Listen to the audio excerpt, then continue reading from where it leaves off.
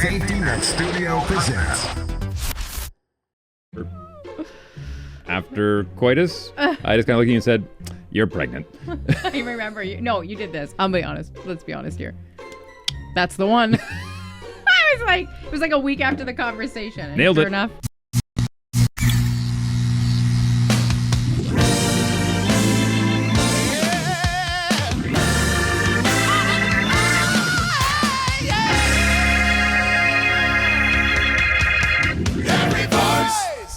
You know what I want to do? Do tell. I want to get in the car, take a 10-minute drive to my corner Blockbuster. I want to walk through, look at the movie, realize the movie I want is sold out because it's so popular, pick the second favorite movie, walk around, know that there's a deal so I could get a second movie, then walk through the snack aisle, pick up all my snacks, pay for it, drive back. I miss that romance. Why do all that when you have the convenience of scrolling through a very vast digital menu, going down to the fridge and grabbing whatever snacks you have already, being in the comfort of your pajamas and slippers? Well, I can still get in my pajamas, but there's something about the romance. It's like the same thing of a record player that I love so much. I get you. It's a commitment. It's a commitment, and like with the record player, you go and you pull it out, and you even put like all the information in front of you, and you're gonna play through everything. You can't skip it. I miss. We're 90s babies. You know, we're born in the 80s. Well, you were born in 1979. Yep. But we grew up in the 90s, and I just feel like that nostalgia is needed. We went to the thrift store the other day. Proud thrifters. And we saw these curtains that were both from our childhood. Like, I'm talking, I don't know, like that typical background when you were a kid with the lasers behind it. Looked like the background of the Saved by the Bell intro. 100%. We found them. They were $4.99 each, blackout curtains. They were for the room that we have our TV in. And we've just kind of been, you know, what can we do? Anyway, we're like, let's do it. And I walked in, the kids are like, well, those are weird. I was like, oh, these are cool. You probably had, if you grew up in the 90s, you probably had a comforter at some point that would match this. It's like having that, everyone had that classic orange couch. You know what I'm talking about? That orangey couch. The carpet was all the same. Like, there was no choice. There was just like, here's your couch. You can have it here, or you can have a 3-seater or 2-seater, but there was no color options. It was like, I loved, like, now everything is like, well, I want my house all white, which is beautiful, but like everything's so colorless, I find. You know, before there was so much color, even when we were in Mexico, so much color in their homes. This color, that color, this color. I miss that. And I think when I saw those blinds, it like those drapes, it just took me back. Well, I think it comes down to a scenario where through the 80s, even the 70s and 80s, where you did have an option, finally, where it wasn't just one color, you know. But the fridges were green, the fridges were yellow. And I think they realized after a period of time going, we don't need that much option. I agree. We don't need that many variations. You know what? There's something about monochrome that keeps it simple. And it does look great when you walk into somebody's brand new home and it's all white and like it is gorgeous. It looks so clean and modern. But then I love like a moody home. I love, your walls are green and lots of pictures on the walls. Like, I love that feeling. Like, who doesn't like grandma's house? I think she always had the good candies. The ones that had plastic over their couches. The people, and this is just something that I've noticed, but people that have very monochrome colors, it's easier to spot dirt. It's easier to spot imperfections. You know what I mean? Oh. Where if you have a colorful home, it's easier to hide a mess. It's easier to hide a bit of a spot here or spot there. Yeah, and I love like those new modern kitchens with all the appliances and everything are so great. But then if you look at those vintage, have you ever seen any old school like 60s or 70s commercials for fridges where they had the Maytag guy sitting there falling asleep at the desk?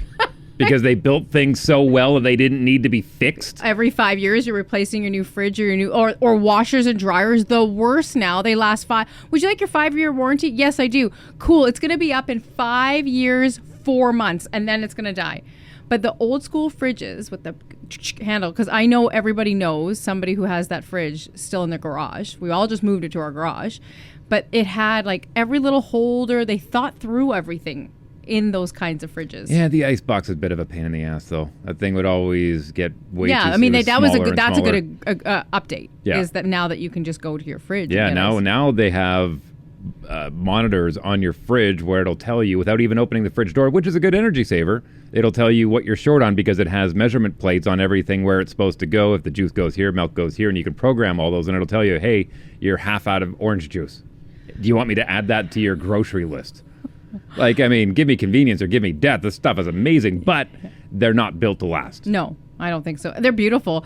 Even like those big stack kitchens. My cousin Emma, she's a chef, so she's got a gorgeous chef's fridge, and it has all the buttons on the outside, and you can like open it up, but it's still clear, so you're saving energy. And I mean, I just think of, stop looking in the fridge. Don't, like, know what, just grab it. You're wasting energy. And now you could just stand there and stare into your beautiful fridge. And people even style fridges. Have you ever seen this? People will style their inside of their fridges to. Oh, sure, color coordinated. And whatnot. That works out great if you're ever doing an episode of Cribs. Yeah. Yeah, that's true. Yeah, I miss that, like the romance of Blockbuster. I know, I get the convenience. I mean, yeah, let's go to the fridge. Oh, sure. Well, look, it was part of the foreplay of a date. No, totally. It truly was. I know. I mean, you got to see somebody's habits. You got to see their little idiosyncratic routines. What are you talking about? You were looking at routines. I was like, are we holding hands? Well, I mean, it all depends. If one's going off into the romance section or the sci-fi section or the horror. If you're going straight to the back with a squeaky door. Oh yeah. Oh. Or what kind of snacks? Or what kind of snacks you're grabbing? Yep. Like, are you a salt or sweet? Like, why are you grabbing those snacks? Like, those are gross. That I can appreciate that. Did you rewind? Were you kind? Be kind. Rewind. I remember a buddy of mine it was shaped like a sports car, and it just had a quick little flip up, and you'd put it in, and all it was just to rewind your tape, so you didn't have to waste space in your VCR. It was just a tape rewinder. I actually was thinking last night, I was falling asleep, how much I want, and if anybody knows of where to get one of these, I want to get a TV with the VCR.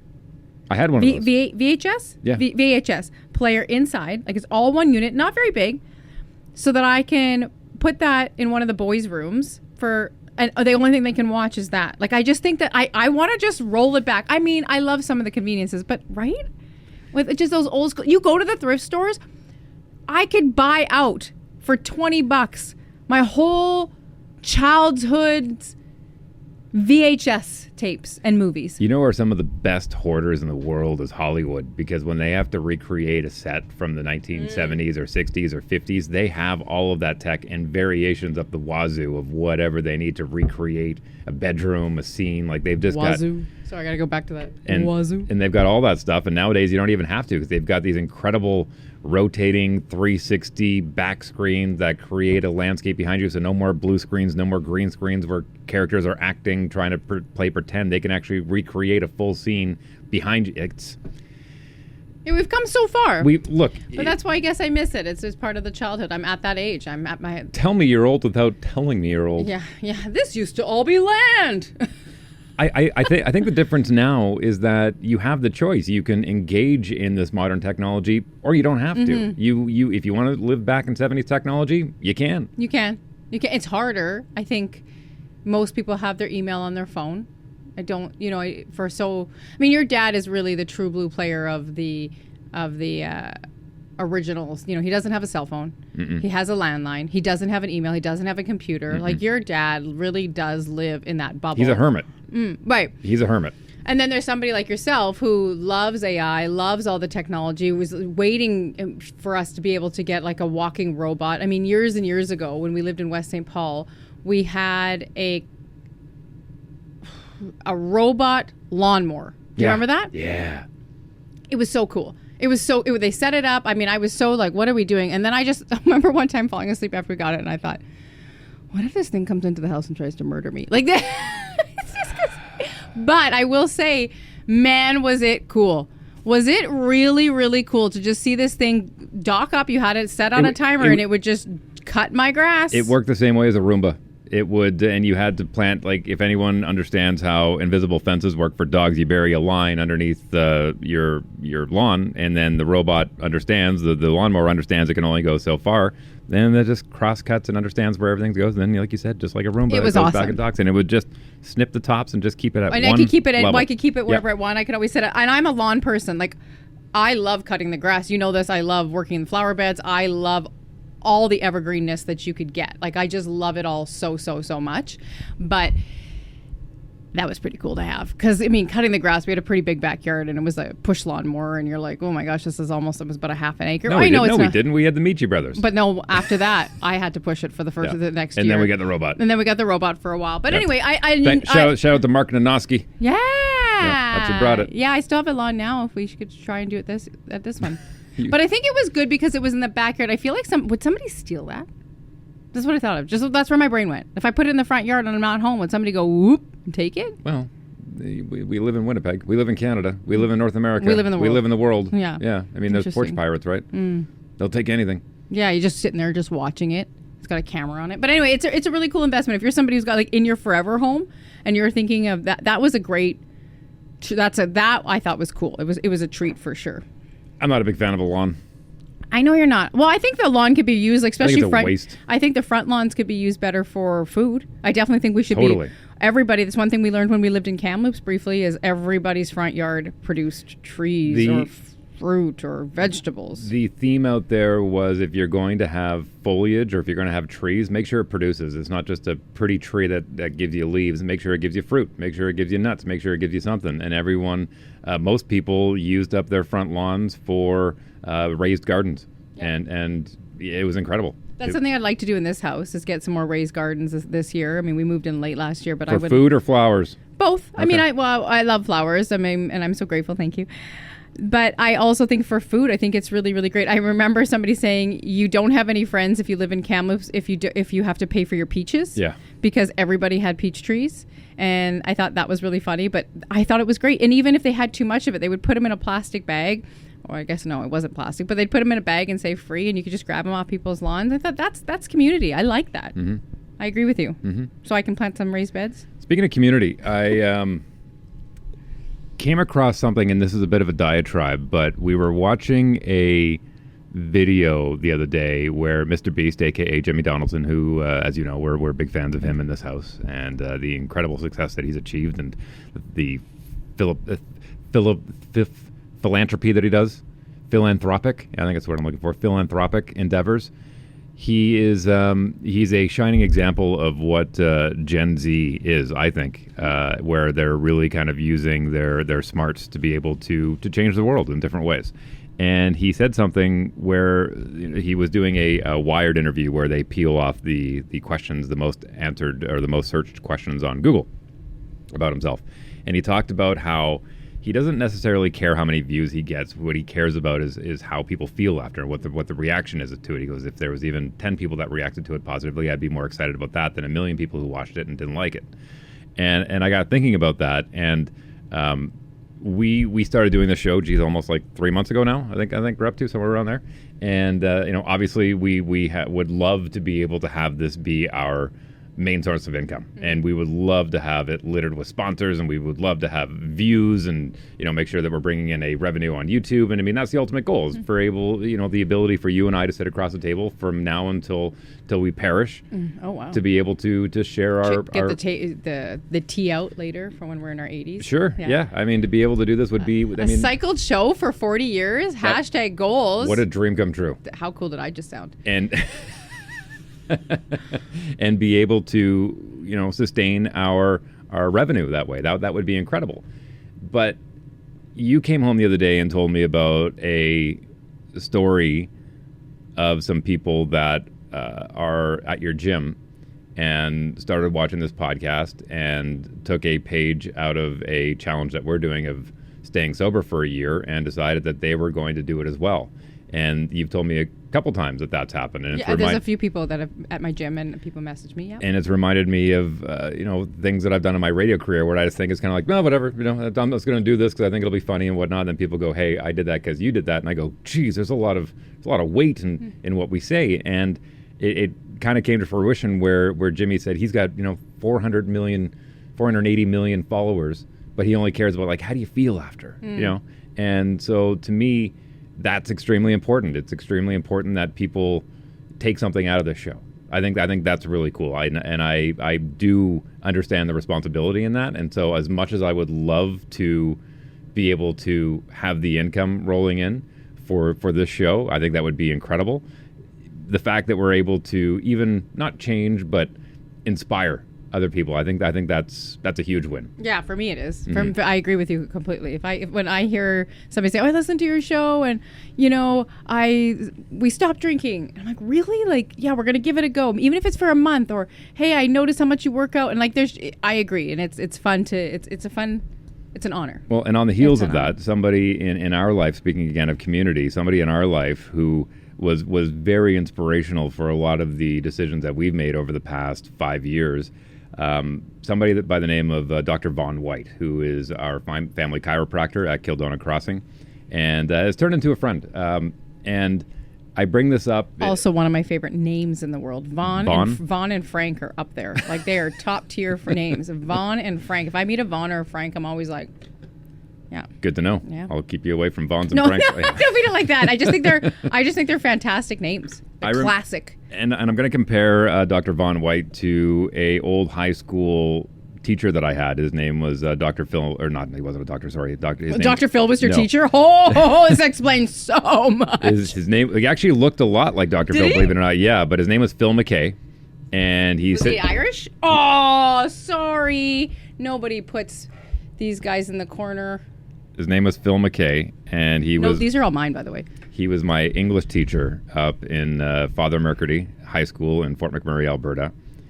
And he, as much as he was an English teacher, I appreciated him on a peer-to-peer level because he understood something about me where I wasn't a very good writer. Like if I was told to write an essay, I would more often than not get 50 to 60% on it. And I know that sounds strange especially for what I'm doing now, but he was the one that really, like he would pull me in after. He goes, "Wheels, what's going on here?" He goes, "I know you know this stuff inside and out." He goes, "What? Put it on paper." And I said, I'm doing my best here. And he goes, "No, sit down." He goes, "Let's talk about it." And we'd sit there and talk about it. He goes, "See, you know this information, like you know it. Why can't you put it on paper?" And I said, like, "I am putting it on paper." He goes, "Not the way you're supposed to." And I remember years later, I had gotten back into contact with him after I started writing for the American Comedy Network. And I said, "You're never going to believe this." I said, "My writing is actually bringing in a small amount of income, and it's being syndicated across North America and some of the biggest U.S. radio stations in the world." And he goes, "Well, that makes so much sense thinking back now because you always wrote for the ear and not for the eye." And he goes, "And that makes so much more sense now, the conversations that we had." He goes, you wanted to write down so people could hear it instead of people to read it. Reading it. Right? So you're saying this because of Dr. White, because he cracks your back? I'm getting and you hear it? I'm getting there. Okay, I love this. Now, not only was Mr. McKay a wonderful English teacher, he really had a lot of the class engaged because he introduced us to a lot of things outside of literature. Like he introduced us to Soren Kierkegaard and Descartes and some philosophers that were very integral. And so we dug into their literature about philosophy, and that was a really cool moment to learn that in grade 12. And it's something that I've never forgotten about. And just how you're supposed to feel about literature and how you're supposed to think about literature is subjective. And to relate that back to Dr. White, yeah, he's a chiropractor and he understands the body really well, but he understands a lot of things that surround it too. And he was the one that got us turned on to the Metabolic Reset.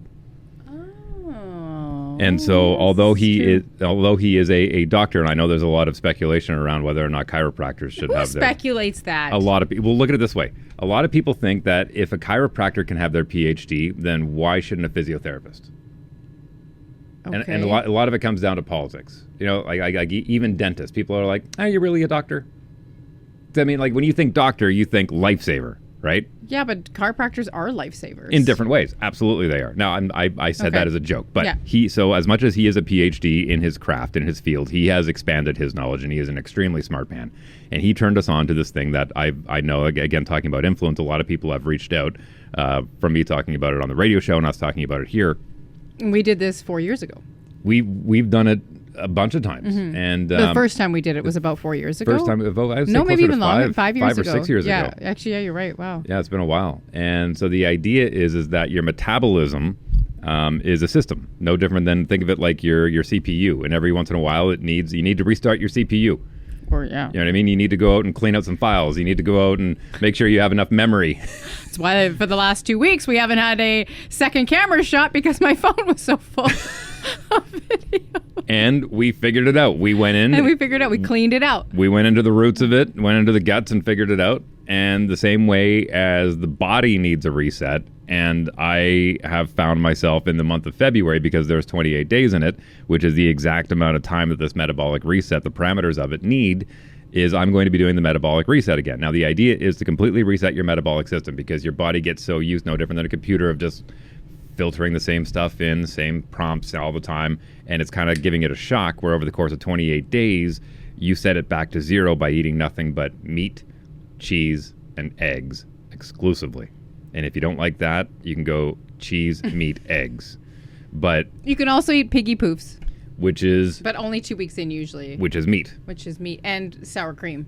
Which is dairy. Right? So meat, cheese, and eggs. Cheese, and eggs. And I remember hearing this the first time, and we had suggested it, and we talked about it. And there's a lot of research about the metabolic through the Dr. Martin Clinic. You can go and take a peek at it. I remember being like, well, I don't really like meat that much. This is at that time. I don't really like cheese that much. And I'm not a big fan of egg. But if you know Dave and I, we love a challenge. We love to kind of push our bodies a bit and push our minds. That's something that we like to do, especially in stints like that. Well, and I'm going to be doing it again in February. And my mother, when she was here visiting last, talked about how she's, a little concerned about her weight. She's in her 70s now, and so she's a little concerned about, her weight getting up there and whatnot. And so we brought it up to her, and she is a student of medical science, as she was an RN for the better part of 40 years. And so she was, oh, no, that's not good. And my dietitian friend, this and that. And I said, okay, tell you what. I said, I totally understand where you're coming from. I said, read some of this literature and watch a couple of these videos from the Martin Clinic. Yeah.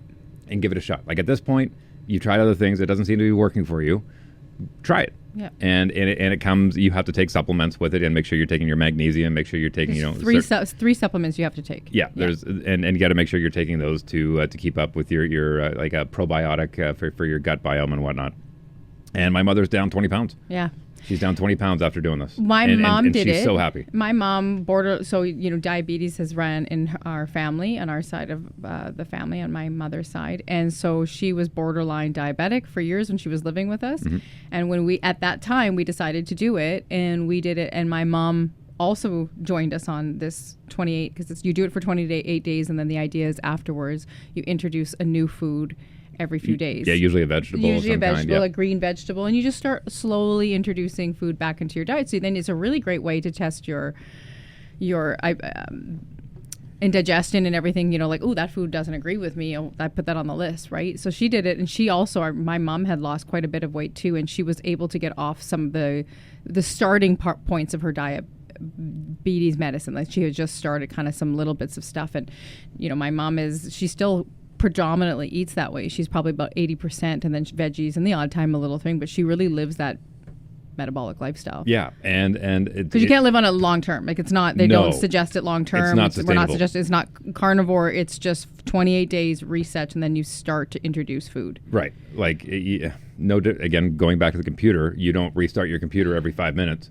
But you have to give it a good defrag every once in a while to make sure that it's running properly. So satisfying, by the way. Old school defrag. Yeah, right? Just watching it, Yeah.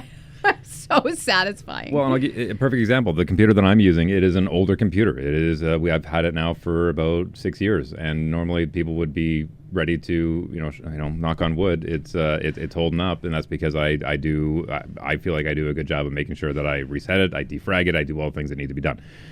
Now, in saying all that, the reason why I bring it up is because you and I have been toying with the idea of you doing the metabolic reset and which is normally wouldn't sound like a big deal. You've done it before, but because you're in such a competitive stage right now with your working out, and you look great, by the way. My goodness, you. like what did they say? 4 weeks to feel it. 4 weeks to feel it, 8 weeks to see it, and then 12 weeks to hear about it. To other people to hear about it. Yeah, and I just hit 12 weeks. Or for other people to tell you about it. Yeah. And it's your arms and thank you. feeling good, right? I do. Now you're officially starting the cut because you're going to be on First stage mini cut, in June. So the idea is you bulk, and then you get rid of all that excess fat to show off all the muscle that you've built underneath.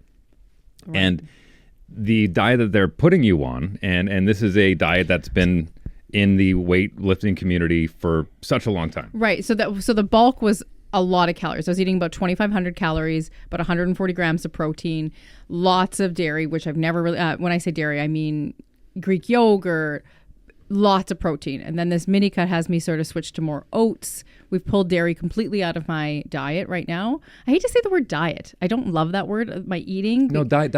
I just don't love the word diet. Yeah, I never have die with a T at the end of it. But people associate the word diet with weight loss. Right, and I don't want that. Diet just means what are you eating? Like, what is your personal menu? Right. So my personal menu for right now has now, just over the last 4 days, is now I have a smoothie in the morning and I have some almonds in the evening, and I still have, now we're down to about 1,800 calories per day, and I believe about 140 grams. I think we're still at 140 grams of protein. So yes, we've been talking over the last few days, because I haven't talked to my coach yet about it, about me potentially doing this as a... Well, for a number of reasons, but I think one of the big ones is that you and I have noticed every time we do this, we lean out, and it's mind-blowing. And this is just the tip of the iceberg when it comes to information regarding the metabolic reset. But the idea is that for forever, we've always been told that fat is bad for your heart, cholesterol, all these things, when truthfully it's sugar. Sugar is the actual culprit. Sugar is so bad for you. It's horrible. It's such an addictive substance. It's an addictive substance, and it's actually the one that clogs up your arteries and does little things like the fats. I mean, think about it. I mean, they say oil's bad for you. Oil actually makes everything run. Right. Like olive oil. I wouldn't suggest a canola oil. No. But I mean, like oils. Like, I mean, if you don't put oil in your vehicle, it's gonna seize up. Well, yeah, we've learned we're learning so much, and so the idea for us, as we've been talking about the last few days, and I still need to talk to my coach, is I would do it for 28 days. Well, why? It blows me away. Like, they're looking at things to stay away from inflammation, which we know is carbohydrates, which is sugars. Yeah, but you need carbohydrates in the land of fitness, from what I understand. Please leave comments, because I'm only 12 weeks in, and I'm willing to challenge this, and I would love for you to be a petri dish on this. In a scientific way. And I need to make sure that I'm going to do a little bit more research in the next day or two to do it, because we tend to do this we didn't do it last year, but we have done it almost every 2 years. We do a complete metabolic reset where we do it. Our kids don't join in with us. They do a modified version because they are growing. So we pull all their chips out, but it's all fruit, veggies for them. It's basically whole foods for them, so they can have all that. And then, if they want to have cheese as well. So we don't do that with them, but for us, we have. And I am fascinated. I am curious to see. Now, I will tell you, when I did the metabolic reset, 28 days that we did this 5 or 6 years ago, I lost 16 pounds in a month, and I'll never forget it. It was about 3 weeks in, and I had dropped a lot of weight, and we were sitting there.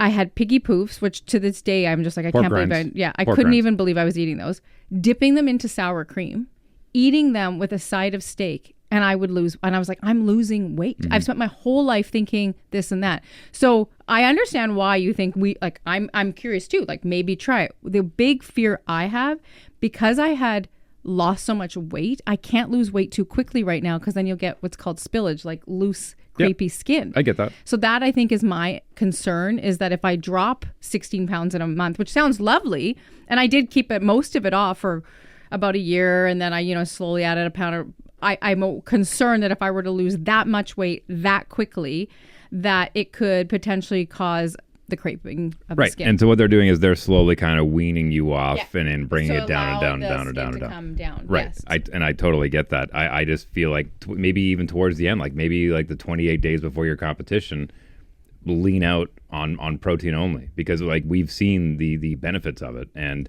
not only does it reset your metabolism, I've said this before, but if you think of sugar as energy, which it is, and I'm not saying all sugars are bad. because there are good sugars. Sugar is energy. Natural sugar. If you think of sugars as a AAA battery, then you're having to refill those on a regular basis. If you get into your system going, I need more sugar, need more sugar, need more sugar throughout your day, being on the metabolic reset, you feel like you're plugged into the wall as far as the energy level. That's the best way I can describe it. That's the one big thing for me is I've suffered for years from cold hands, cold feet. I have low iron. I'm anemic.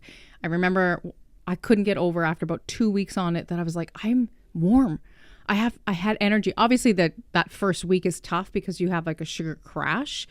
And, you go through it you almost feel flu-like because you're having such a bad detox to the body of carbs.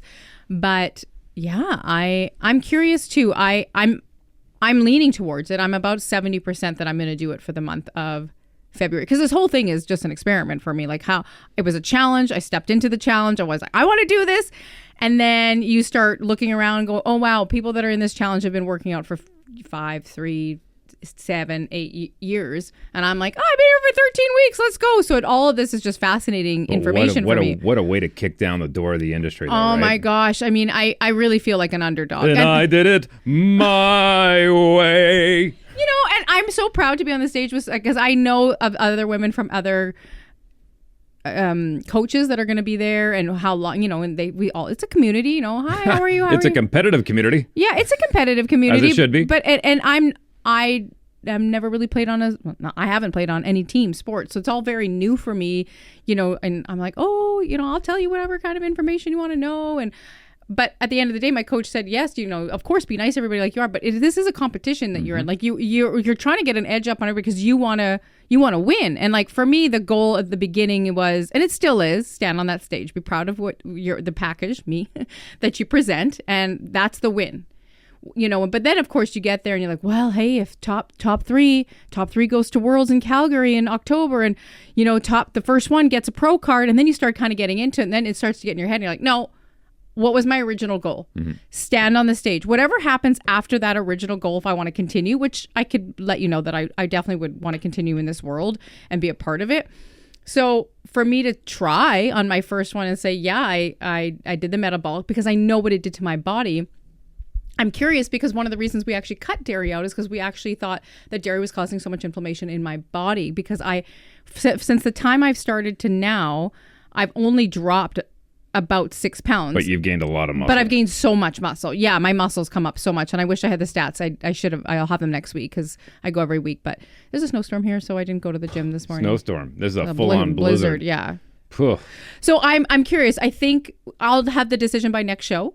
If I'm going to do it, I want to talk to my coach and see what they think. It's meat, cheese, and eggs. The other thing is you can eat as much as you want. Yeah. That's the thing where, again, you're marking down all your food.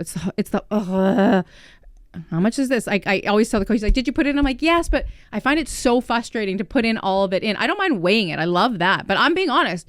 Putting it into an app just feels so robotic and AI. I'd rather just take a picture and just, there you go. That's what I got. Well, I'm not going to lie to you. I've had a little bit of guilt lately with some of the dishes that I've been cooking and you not being able to have. Oh, you're so, well, and you've really finessed it all. You've really, ever since I had to say to you, I really got to back out of the kitchen completely. 100%. Before it was 50-50, you'd share, and your meals have always been so elaborate. Grew up with meat, potatoes, basics, but you're very good at creating dishes. But then I backed out of the kitchen and you just became a part-time chef. And I was like, okay, yeah. So I think that'll be interesting as well because you're going to have to cook all the meat. Yeah, it's going to be all steak and all chicken and eggs. Luckily, I'm really good at making eggs. Yeah, and I think that's the part of it that I find the most fascinating. Fertilizing them too. That's the one. It was true. Wife and I were trying to get pregnant for the second time, and I said, so when do you want to get pregnant? We had a friend's wedding. I was in a wedding party for a very good friend of mine. And you said, I don't want to be pregnant until after that. And then they were getting married on Thanksgiving. Yeah. And this was late August, early September. And I said, okay, we'll use protection until then. You said, no, it's not going to take right away. We should start trying now. And so I remember after coitus, I just kind of looked at you and said, you're pregnant. I remember you. No, you did this. I'll be honest. Let's be honest here. That's the one. I was It was like a week after the conversation. And Nailed it. Sure enough. Nailed it. Yeah. Yeah. No more fertilized eggs, though. We're good, okay? I got things going on here. I know. Well, it's chemically impossible at this point. Yes, it's so true. We're both double tied, triple tied. But I remember, do you remember this? Years and years ago, we were in Shannon's Irish pub. Mm-hmm. And we were upstairs. And there was a couple. Remember how, like, Shannon's, you go upstairs? No, you're thinking of the King's Head. King's Head. My apologies. Both great pubs. You go upstairs to King's Head, and I remember we were sitting at a table, and there were some people there like new, and we were sitting beside people that knew, but we didn't know them. And of course, your parents? Yeah, how many kids do you have? We have 4. 4 kids. Yeah, the first 2 were planned. Then he says, I got snipped. Then she got pregnant. Then she got tied, and they got pregnant again. Mm-hmm. And I just remember Sometimes God has other plans. Yeah, and I remember just looking and then I'm like, do you guys want another drink? They're like, yes. I'll never forget it. Well, how about I don't know who they were, but I remember that conversation because I always think, you could think you're all double tied, triple tied, but... Yeah, sometimes you sneak one past the goalie. Yeah. Buddy of mine, Kazi, he had one that was unexpected as well. And he's like, that kid better do something special. I was unexpected. I was the kid that, like, my mom wanted a kid, but I was an oopsie. My parents were kind of on the outs. My mom wanted a third baby, and I showed up and went, yeah. Third, I'm going to say it. Third's the best. Sometimes God has other plans. Especially if they're a ginger. Have you got a ginger in your life? No, just kidding. Speaking of God having other plans, that's one thing that I kind of want to come to conclusion on with the whole metabolic reset and everything and the influence. We have had more than enough examples and personal anecdotes that we could tell you about. And most recently, some family of yours that came in from Minnesota who were seeing a relative who was unfortunately in hospital here in town. And the kids who were born in the U.S., who are the same age as our kids, walked into our hospitals and went, what is this? Yeah. Like, they were blown away. They're like, because they didn't grow up here. And they were like, what's going on? Why is grandma in this kind of a place? Yeah, they're like, why? What did she do wrong? And they had to explain, well, this is what universal health care looks like. They go, no, thanks. Like, they're used to the Mayo Clinic, right? Mm-hmm. Down there in Minneapolis. Mm-hmm. We've had that example. I've got an example of a friend of mine whose father is going through some pretty hard health problems right now and just feels like he's being completely ignored. Like, he's been on the wait list for major surgeries that he needs, and he's been on the wait list for a year and a half. Mm-hmm. And his health is declining. They just keep throwing more and more pills at him. I've got another friend who has recently been told that they have a fairly serious health issue that they need to be taken care of. And instead of, actually treating the person instead of the problem, they just throw pills at them. And it's just so disappointing to see how low our healthcare system has sunk that you have to take care of your own health. Mm-hmm. You have to. Like we're not even an option anymore. No, I agree with you. So if I haven't convinced you enough to try something as simple as, what you're putting in your body as far as food, if you need lift. Or lift, go to the gym, do calisthenics. I showed you a video the other day of an 83-year-old man. No. Oh. 83-year-old man who was in the gym doing calisthenics, and he was able to do chin-ups, and like he looked 83, but boy, was he ever fit. And he goes, if I can tell you anything, take care of the thing that God gave you, your body. Just take care of your body. He goes, I don't know who needs to hear that. He says, but I lost my wife. She had a disease that I couldn't cure, and she died in my arms. Oh, and I think, don't say that. He goes, I think that's the way she would have wanted it. He says, but he goes, it's take care of your body. It just makes me realize too, like when I was watching that, it's like, this is such a sad thing to think, but like one of us will have to go first, which means in a marriage, somebody has to be alone for a period of time. And you hear those stories like, oh, they died within a few days of each other because they've been together so much. And he said, I was married to that woman for 51 years. Yep. 51 years of your life you're with somebody, and probably a few years prior to that. And he's 83 years old. How long, and he's just trying his best to move on. And I thought, yeah, you're right. This is all you have. You have to take care of it. You can't expect that when you walk into a doctor's office who sees 12, 15, 20 people a day who are overworked, underpaid. All the nurses in the city are all underpaid, all overworked. They're being stretched to their limits, and they're doing the best that they can for a system that is completely failing them. And people are doing it. It's just like, you got to also say, how can I support and help myself? How can I eat better? How can I work out better? What can I do? Because one thing I really have a hard time with about our system is, oh, you're not feeling well. Here, I'm going to write you this prescription and this one. Okay. Take those pills. Well, what are the side effects of those pills? Well, the side effect of those pills is this and this. But if you take those and you have a side effects, I'll give you this. Well, what's the root of my freaking problem, actually? Right. And I'm not saying medical system has a place. Absolutely. But I'll tell you a quick story.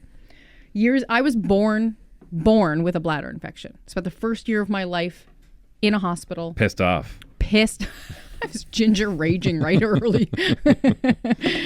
Ginger raging early. And so I spent my first year of my life the first week of my life in the hospital. And I've suffered for bladder infections and kidney problems for a long time. It wasn't until I was in Malaysia. I was walking down the street and there's all these people with the signs and I've never really experienced anything like this. And the woman said, "Can I rub your feet? Rub your feet." And it was like $2 for an hour. And I'm like, yeah, let's rub my feet. So I sit down in these beautiful, comfy red chairs. I put my feet up and so they clean your feet and she starts rubbing my feet. And within about 2 minutes, she looks at me and she actually had called somebody over who spoke English and she says, "Do you have bladder issues?" And I was like, "Yeah." She's like, "Okay." And then I called her back over and she's like, "Do you have kidney problems?" And I was like, "Yeah." And so she keeps rubbing my feet and it's all about like the little white, there's like white little, she's kind of breaking up these little like white, that you can see if you look at the bottom of your feet. And so she starts like digging around at your feet and everything like that. And so then after this 1 hour session, she writes out this prescription for me of 10 juices to have in a specific order. It was like, I wish I wrote it down. Pineapple juice on one day, on the other day. And so every day I'd have, in the morning is the first thing I'd have this concoction of juices. Come see me every single day during this 10 days and have these juices. Okay. $2. Sure. Okay. I'm getting my feet rubbed. It was amazing. If you never had your feet rubbed like that, like by people who are professionals like that, unbelievable. True story. Knock on wood, hand to God. I was in my bathroom on the 10th day and I started coughing, like gross coughing, like smoker's cough, like so bad. And I coughed up this huge black, I don't even know what it was. And I remember being like, "What is that?" I go back and I tell the lady that, or the translator that, and she's like, "Yeah, we got that out of you." And that for me was the moment that I started looking at Eastern medicine as also a great way to support your body. That's why I love acupuncture, opening up the features, why I became a yin yoga teacher, a yoga teacher. There's all these great things that you can do to support your body. Sure, you're going to need it. I break my arm. I don't want to see a yoga teacher. I don't want somebody to be like, "Yeah, your arm's broken, bitch." No, wrap it up. You know what? My heart's pounding and I need to get a surgery. Get me a proper cardiologist for sure. But I think that they can work together. You've said something the other day. I love the way you worded it. Like two things can be... Oh, two things can be true at the same time. Yeah. Two things can be true at the same time. You can have both support. So I think it's a great opportunity as we move into 2026. And if we've learned nothing over the last several years, with everything that's going on in the world, you need to start to look at your own health and take it on yourself.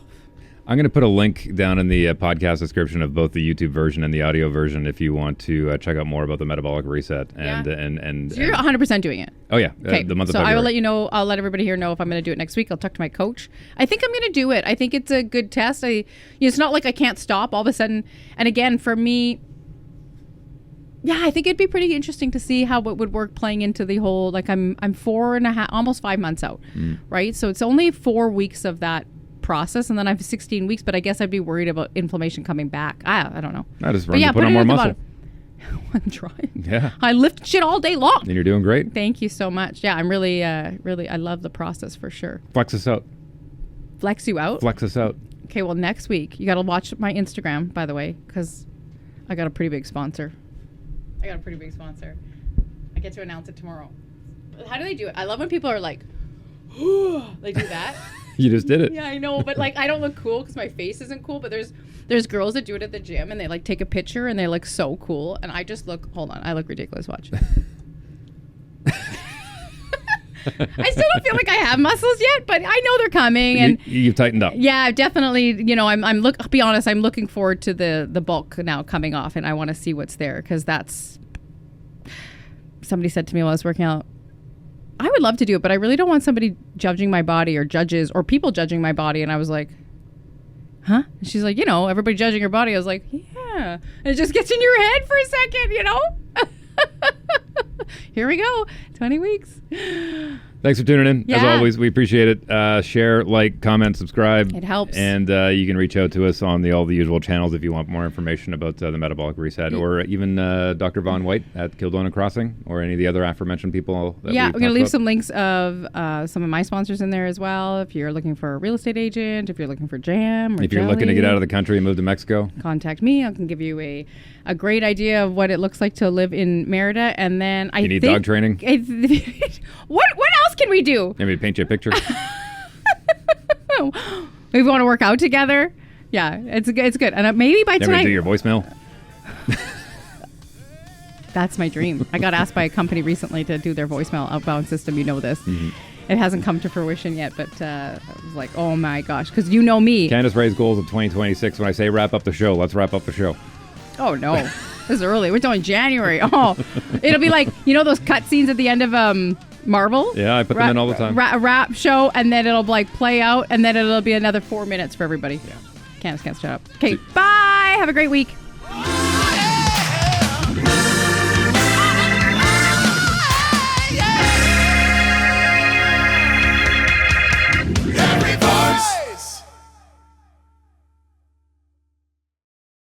Wrap up the show. Hey, More it's done. questions. Cool, I got another thing I want to talk about. I'll wait for next week. Part 2.